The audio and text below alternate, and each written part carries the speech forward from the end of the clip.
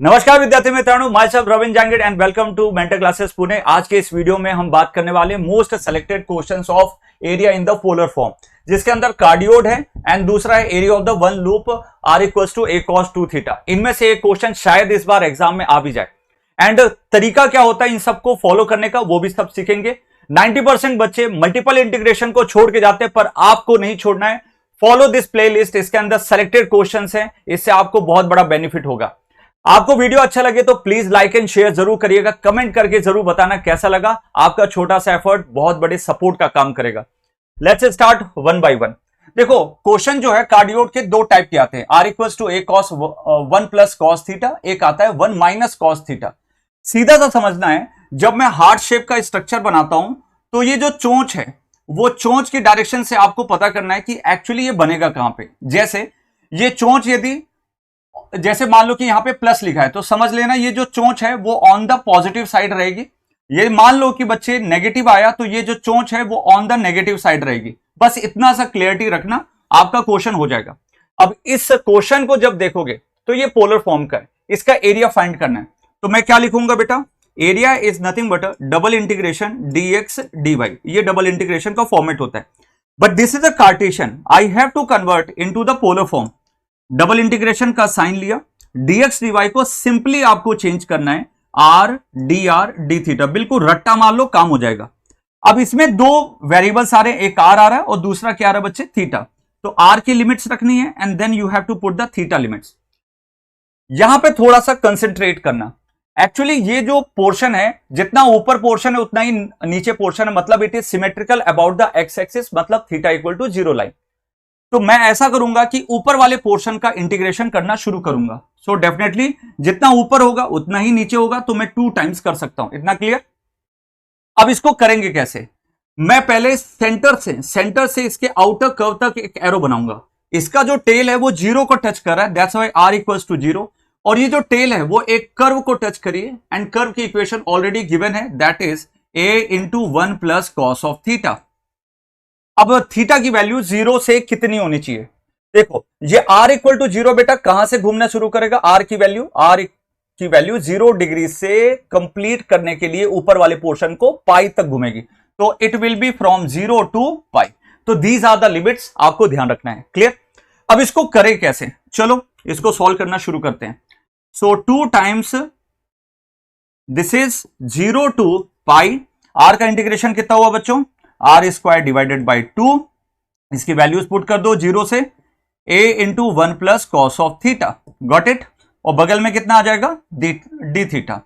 अब इसको सॉल्व करना स्टार्ट करो। सो बेटा 2 से ये वाला 2 कैंसिल हो जाएगा, then you will left with 0 to pi. r की वैल्यू पुट करना शुरू करो।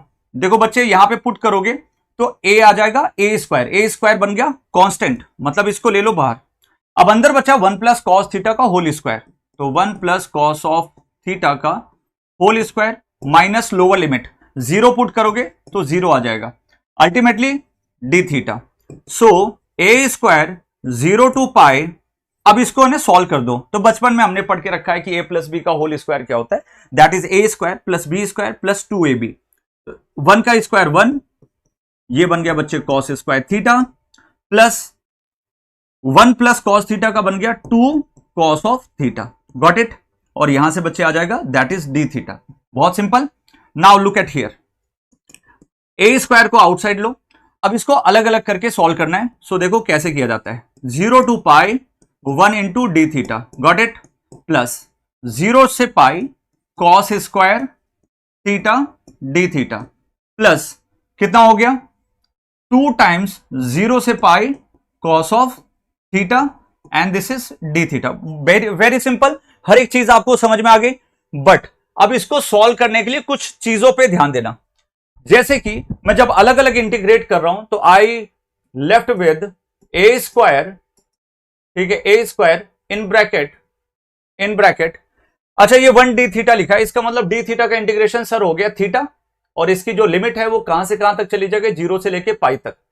अच्छा, इस वाले केस के अंदर इसको कन्वर्ट कर सकते हो 0 से पाई को 2 टाइम्स 0 से पाई बाई 2, और ये बन गया cos square theta and this becomes D theta, plus this is 2 times cos theta की वैल्यू गिवन है, तो इसको डायरेक्टली इंटीग्रेट कर सकते हो. What is the cos theta का इंटीग्रेशन?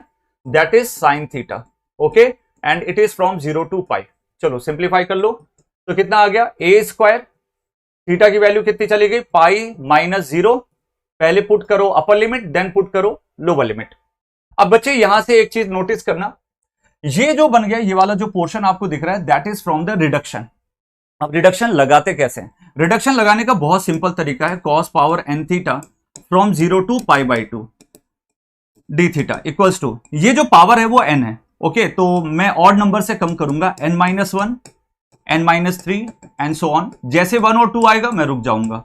नीचे जो भी वैल्यू है वो डायरेक्टली n लिखूंगा, फिर n-2 इन ब्रैकेट n-4, ऐसे चलूंगा. 1 आएगा, 2 आएगा, रुक जाऊंगा. लास्ट में मल्टीप्लाई करना है p से. If it is odd number तो 1 से मल्टीप्लाई करना है. If it is even number तो आपको पाई बाई 2 से मल्टीप्लाई करना पड़ेगा.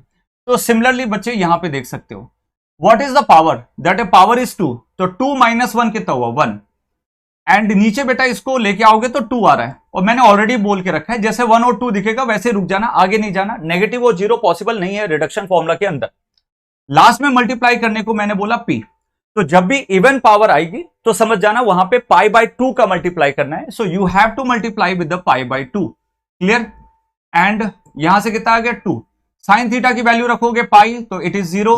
0 रखोगे तब भी बेटा क्या हो गया? 0. So ultimately you will get this A square.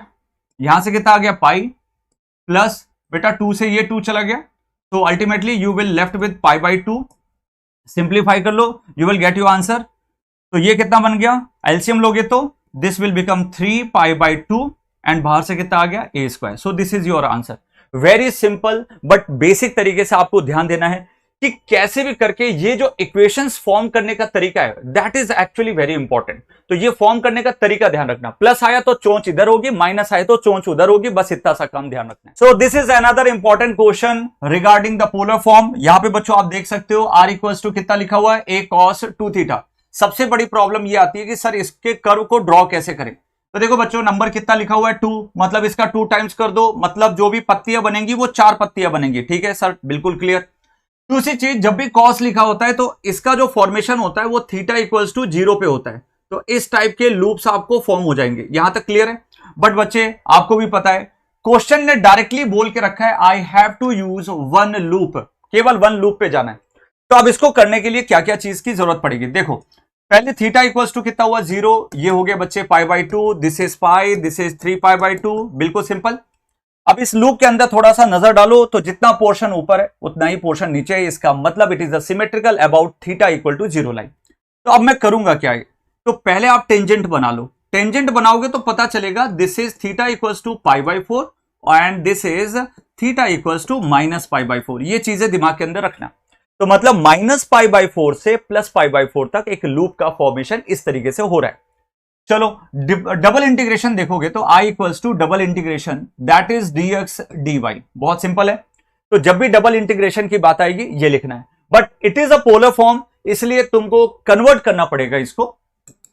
Double integration R D R D theta. बस ये चीज बच्चों याद रखना, आपका काम हो जाएगा. आर की वैल्यू रखो और थीटा की लिमिट्स रख दो. क्लियर? अब आर की लिमिट्स के लिए मैं क्या करूंगा, यहां से देखिए, मैं एक सेंटर से एक एरो बनाऊंगा इसकी आउटर बाउंड्री तक. तो सेंटर जो है आर की वैल्यू टेल से लेके हेड तक लेके जानी है. तो टेल पे तो 0 डिग्री है ना, 0 वैल्यू है. बट यहां पे पोलर फॉर्म में देखो ये जो कर्व टच कर रहा है ना वो बड़ा इंपॉर्टेंट है. सो आर इक्वल्स टू, ये कर्व की इक्वेशन को लिख दो directly, A cos of 2 theta. Very simple. Now क्योंकि यार सिंपल मुझे पता है कि माइनस पाई बाई 4 से प्लस पाई बाई 4 तक जा रहा है, तो ज्यादा दिमाग लगाना नहीं है. सिंपल आप 0 से पाई बाई 4 चले जाओ, जितना पोर्शन ऊपर है उतना ही नीचे, जस्ट उसके लिए आगे 2 लिखना पड़ेगा. क्लियर? और थीटा की लिमिट 0 से कितनी चली जाएगी? That is pi by 4. Very simple. चलो इसकी वैल्यू को पुट कर दो. I equals to 2 times 0 to pi by 4. Very simple. R का इंटीग्रेशन सेम जैसे पहले किया था, R square divided by 2, limits from 0 to a into cos of 2 theta and there is d theta. तो I equals to 2 से बेटा 2 cancel हो गया. So this will from 0 to pi by 4. R square की वैल्यू रख दो. ठीक है. So this will become a square cos square 2 theta and यहां से कितना आ जाएगा डी थीटा। लिमिट 0 रखोगे तो 0 ही आने वाला है। सबसे इंपॉर्टेंट चीज है इसको कैसे सॉल्व करें, क्योंकि मैं यहां पे रिडक्शन फॉर्मूला लगा ही नहीं सकता।